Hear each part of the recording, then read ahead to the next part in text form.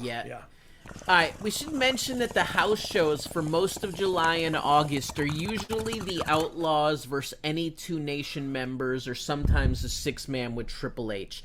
Any memories from any of these house show matches with the Nation where you obviously have a little bit more time to tell a story and probably put some comedy in some of those matches? Yeah, and of course we were still trying to be baby faces, but working exactly like heels. Right. But all I remember from that time really is how young and green Mark Henry was, and how he was literally the world's strongest man, and we're literally teaching him to wrestle while we're wrestling him. You know what I mean?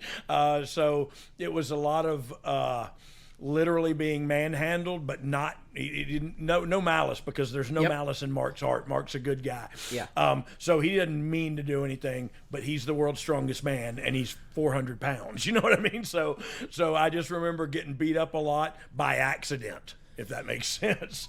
How bad is the world's strongest slam with him coming down, or does he take a lot of that himself? So look, now he takes great care of everybody. I just think then he was still feeling it out. Yep, He was still too fresh. He was a great athlete. Don't get me wrong. He was a great athlete, and he was exactly where he was supposed to be when he was supposed to be there. We just had to help him along a little bit. And some of those clotheslines and some of those shoulder tackles and some of those, and you just go like, holy mackerel, I don't think he realizes he's literally the world's strongest man. But again, that's what I remember. Always great matches, because he listened and he would work hard, and we all were kind of new at this anyway. So great when we had D'Lo in there. We worked with Rock and Mark Henry a few times too.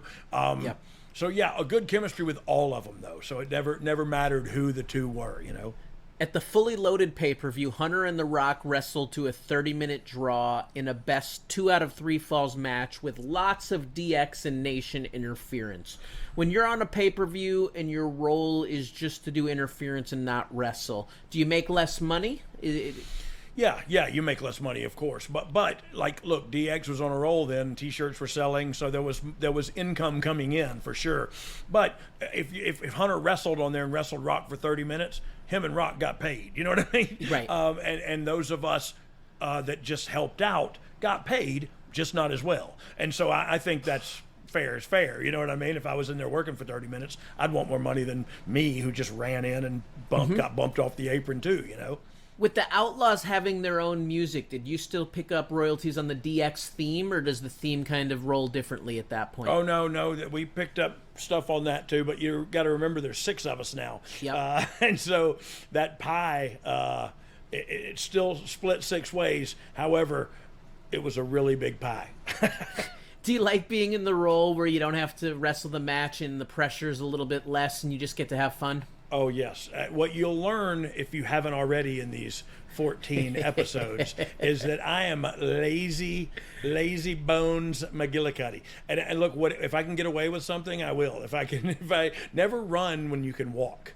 Never walk when you can stand. Never stand when you can sit. And never sit when you can lay down.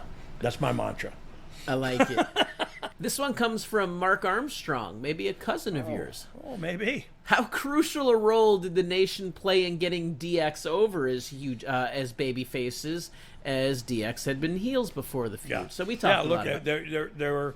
It was all of it. You know what I mean? If it wasn't for them, we wouldn't be baby faces, and that's all there is to it. And you saw it transpire. We only watched like 2 weeks of television during this podcast, 2 separate weeks, and you saw us starting to be established, and without them, that doesn't happen. And so, yeah, thanks. You know, I can go back in time and thank people for certain things, that the Road Warriors for putting the titles on us, giving us the titles, the DX for hiring us and grabbing us, you know, creatively, and then these guys for really making us the baby faces that we didn't know we were going to be, and we didn't know we wanted to be.